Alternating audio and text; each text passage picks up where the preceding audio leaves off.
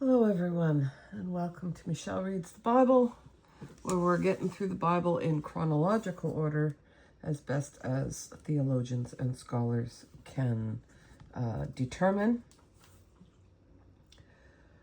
We are starting a brand new work week. God bless us all. And we are reading still from the Christian Standard Bible, and we are still reading in Exodus. So today we will be reading Exodus chapters 30, 31, and 32. If you'll stick with me, the story will get better, but God is just laying out all the particulars right now about offerings and altars and the tabernacle and all the things. So let's go. Exodus 30, starting at verse 1. You are to make an altar for the burning of incense. Make it of acacia wood. It must be square, 18 inches long and 18 inches wide. It must be 36 inches high, and its horns must be of one piece with it. Overlay its top all around its sides and its horns with pure gold. Make a gold molding all around it, and make 2 gold rings for it under the molding on 2 of its sides. Put these on opposite sides of it to be holders for the poles to carry it with. Make the poles of acacia wood and overlay them with gold. You are to place the altar in front of the curtain by the ark of the testimony, in front of the mercy seat that is over the testimony, where I will meet with you. Aaron must burn fragrant incense on it. He must burn it every morning when he tends the lamps. When Aaron sets up the lamps at twilight, he must burn incense. There is to be an incense offering before the Lord throughout your generations. You must not offer unauthorized incense on it, or a burnt or grain offering. You are not to pour a drink offering on it. You're okay, buddy. That's my dog. Okay, shh. Once a year, Aaron is to perform the atonement ceremony for the altar. Throughout your generations, he is to perform the atonement ceremony for it once a year, with the blood of the sin offering for atonement on the horns. The altar is especially holy to the Lord. The Lord spoke to Moses, when you take a census of the Israelites to register them, each of the men must pay a ransom for his life to the Lord as they are registered. Then no plague will come on them as they are registered. Everyone who is registered must pay half a shekel according to the sanctuary shekel, 20 gerahs to the shekel. This half shekel is a contribution to the Lord. Each man who is registered 20 years old or more must give this contribution to the Lord. The wealthy may not give more, and the poor may not give less than half a shekel when giving the contribution to the Lord to atone for your lives. Take the atonement price from the Israelites and use it for the service of the tent of meeting. It will serve as a reminder for the Israelites before the Lord to atone for your lives. The Lord spoke to Moses, make a bronze basin for washing and a bronze stand for it. Set it between the tent of meeting and the altar and put water in it. Aaron and his sons must wash their hands and feet from the basin.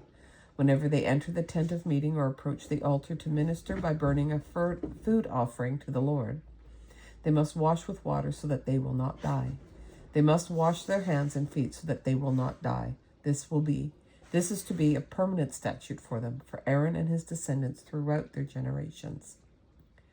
The Lord spoke to Moses, take for yourselves the finest spices, 12.5 pounds of liquid myrrh, half as much, 6.25 pounds of fragrant cinnamon, 6.25 pounds of fragrant cane, 12.5 pounds of cassia by the sanctuary shekel, and a gallon of olive oil. Prepare from these a holy anointing oil, a scented blend, the work of a perfumer. It will be a holy anointing oil. With it you are to anoint the tent of meeting, the ark of the testimony, the table with all its utensils, the lampstand with its utensils, the altar of incense, the altar of burnt offering with all its utensils, and the basin with its stand. Consecrate them, and they will be especially holy. Whatever touches them will be consecrated. Anoint Aaron and his sons and consecrate them to serve me as priests. Tell the Israelites, this will be my holy anointing oil throughout your generations. It must not be used for ordinary anointing on a person's body, and you must not make anything like it using its formula. It is holy and must be holy to you.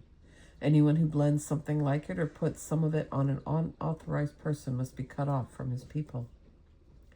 The Lord said to Moses, take fragrant spices, stacte,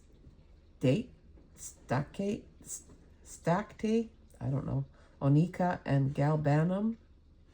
The spices and pure frankincense are to be in equal measures. Prepare expertly blended incense from these. It is to be seasoned with salt, pure and holy.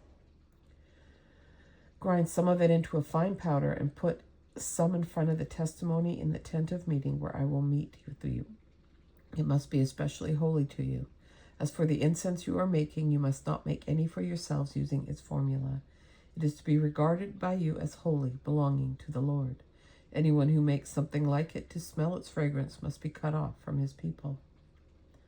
The Lord also spoke to Moses, look, I have appointed by name Bezalel, son of Uri, son of Hur, of the tribe of Judah.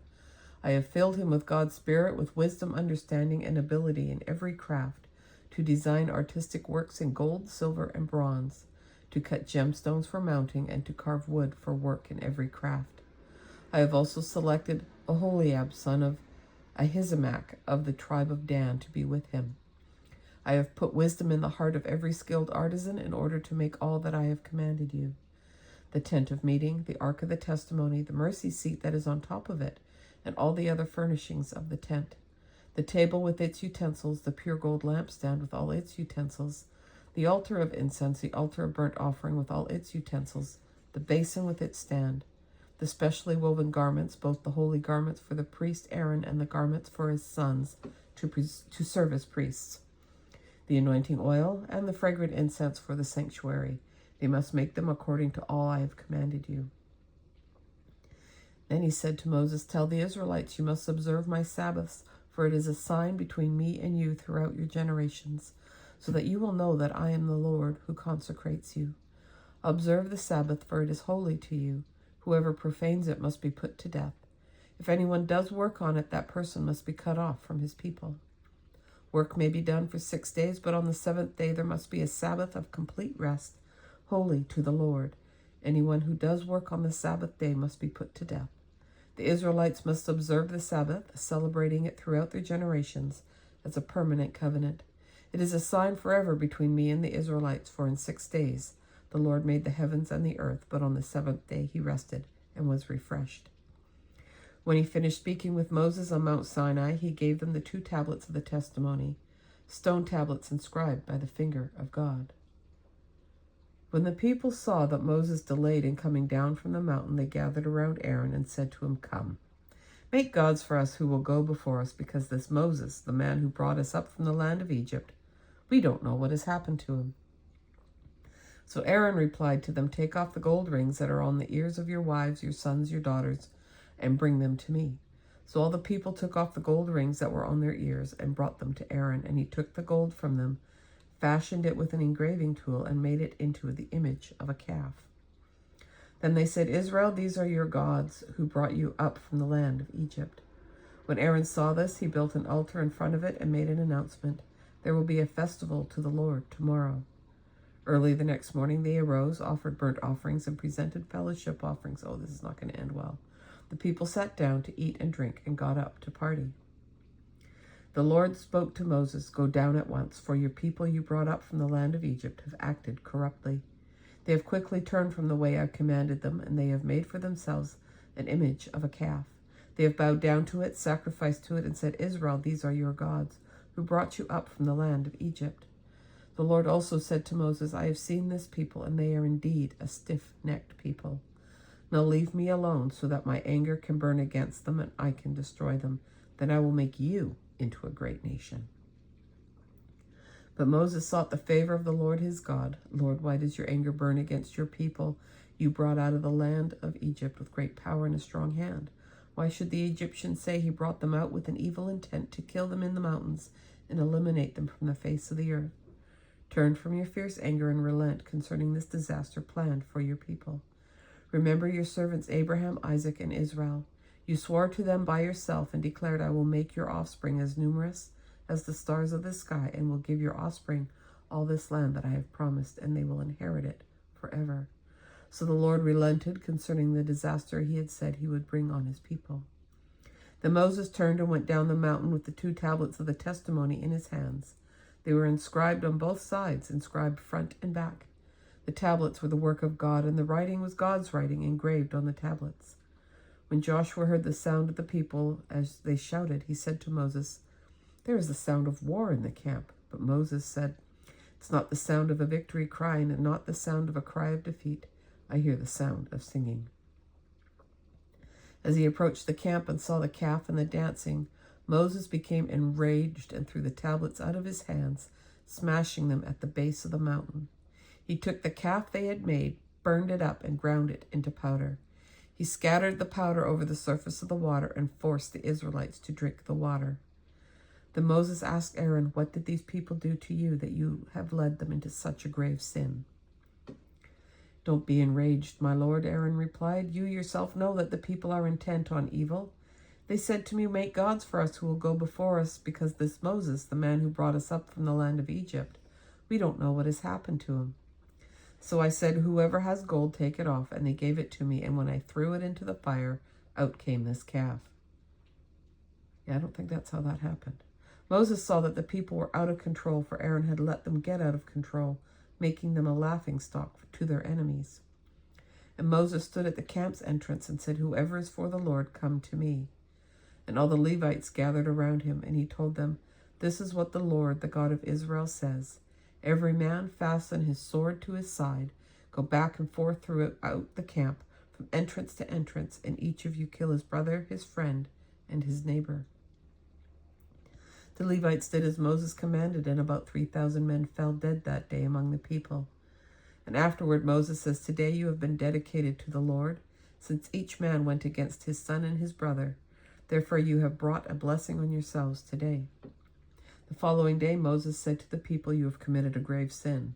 Now we'll go up to the Lord, and perhaps I will be able to atone for your sin."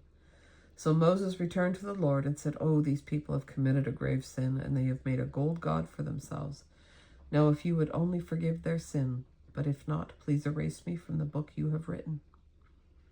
The Lord replied to Moses, "Whoever has sinned against me, I will erase from my book. Now go lead the people to the place I told you about.